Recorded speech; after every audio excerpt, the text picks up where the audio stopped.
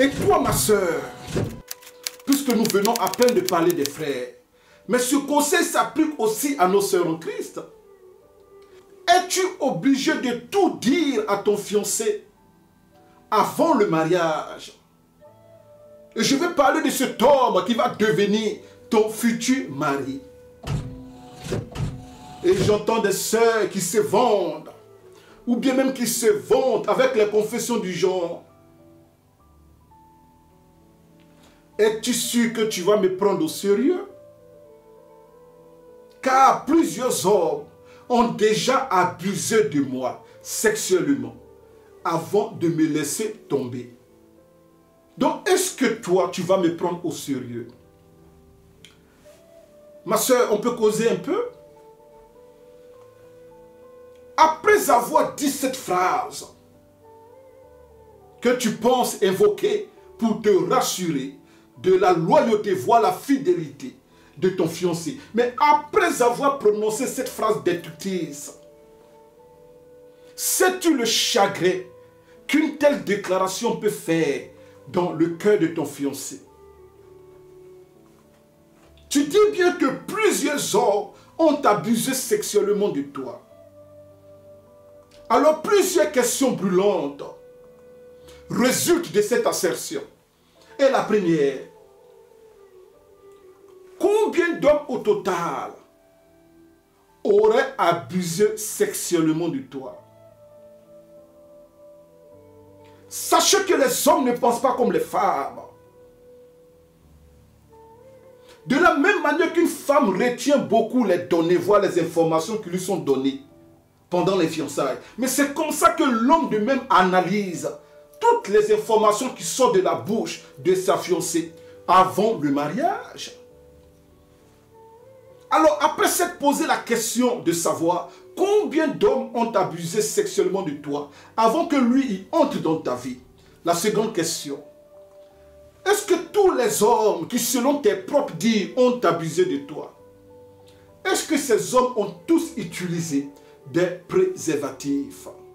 Bien-aimés en Christ, pardonnez-moi du langage, mais il faut qu'on se parle dans la vérité. Et il y a même un film qui va se faire dans la tête. Mais quelles sont les différentes positions sexuelles que ces différents hommes t'ont fait subir avant que lui il entre dans ta vie? Il se pose par ailleurs la question brûlante de savoir, est-ce qu'il va avoir un plaisir sexuel avec toi? Toi qui dis que plusieurs hommes ont vu ta nudité, et cela par des relations sexuelles, avant de t'abandonner. Voilà pourquoi, sache-le ma soeur, pour un homme, quand son CV sexuel est rempli d'ex,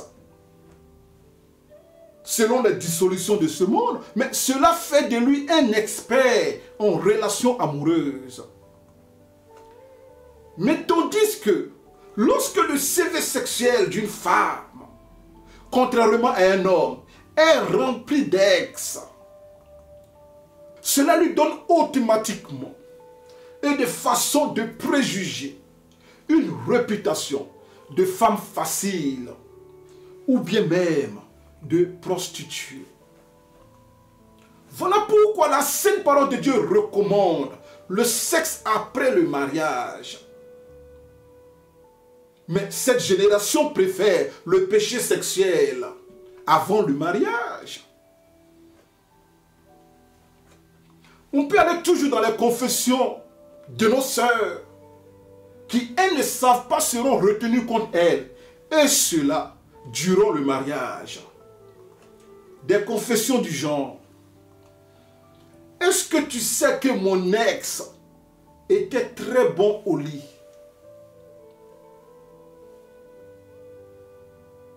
Est-ce que tu sais que le père de mon enfant s'y connaissait bien et il me rendait même folle au lit? Et je repose encore une fois la même question. Mais en quoi est-ce que cette information édifie ta nouvelle vie de couple? Si d'après toi-même, ton ex était bon au lit, mais comment ton mari va se sentir si tu t'ennuies avec lui au lit?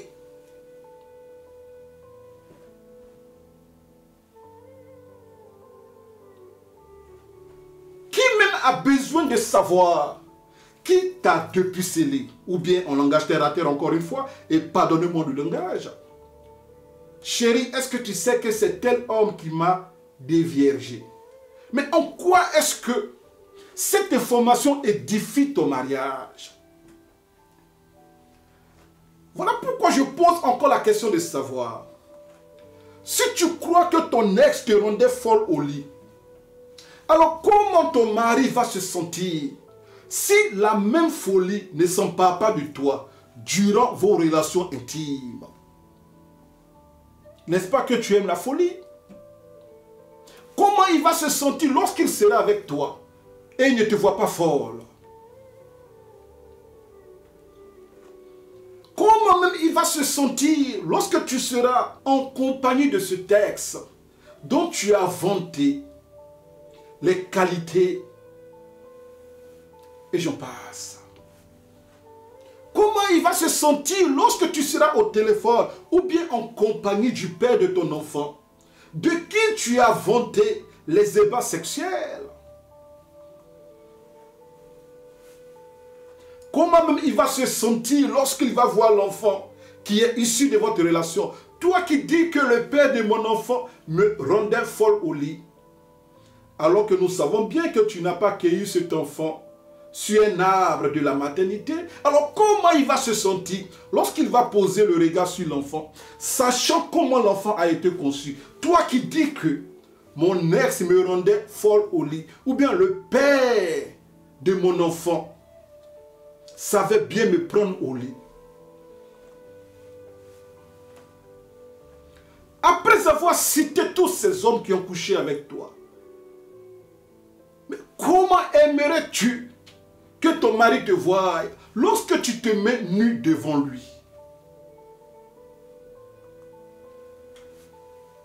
Qui d'entre nous aime se brosser avec une brosse à dents qui a déjà été précédemment utilisée par plusieurs inconnus? Et j'aimerais aussi te poser cette question, ma soeur.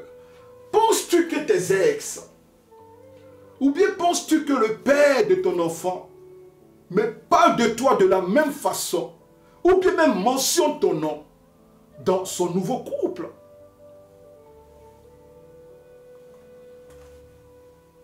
Pourquoi forcément rappeler à ton mari qui n'a pas été le seul homme de ta vie, tandis que ce dernier a l'intention de faire de toi la seule femme dans sa vie? Sache-le, bien-aimé en Christ, toute information sur ta vie sexuelle précédente qui n'édifie pas ton couple le détruira certainement. Toute information, et cela durant les fiançailles, qui ne t'ont pas été demandées, mais doivent être des informations, voire des secrets enfuis dans ton cœur que tu n'es pas obligé de divulguer, et cela sur le visage de ton futur mari. En parlant toujours de ces informations sensibles, ce n'est pas toutes les vérités qui sont bonnes à partager. Et je reprends, pour tous mes contradicteurs qui aimeraient me prendre au mot, je n'ai pas dit qu'il n'est pas bon de dire la vérité, mais je dis ceci, ce n'est pas toutes les vérités, surtout sur ta vie sexuelle, durant les fiançailles, qui sont bonnes à révéler, et cela à ton futur mari, ou bien à ta future femme. Oui, ma soeur, tu peux tomber sur certaines questions pièges, ou bien gênantes de ton passé du genre. Mais dis-moi bébé, mais comment tu as perdu ta virginité? Mais en quoi est-ce que la réponse à cette question va édifier votre présent mariage? Voilà pourquoi ma soeur, lorsque ce genre de questions t'est posé, N'as-tu jamais entendu des réponses sages du genre? Chérie, si mon passé était aussi important, je n'allais pas être avec toi, ici et en ce moment présent. Alors concentrons-nous plutôt sur notre vie de couple, au lieu de regarder constamment dans le rétroviseur du passé.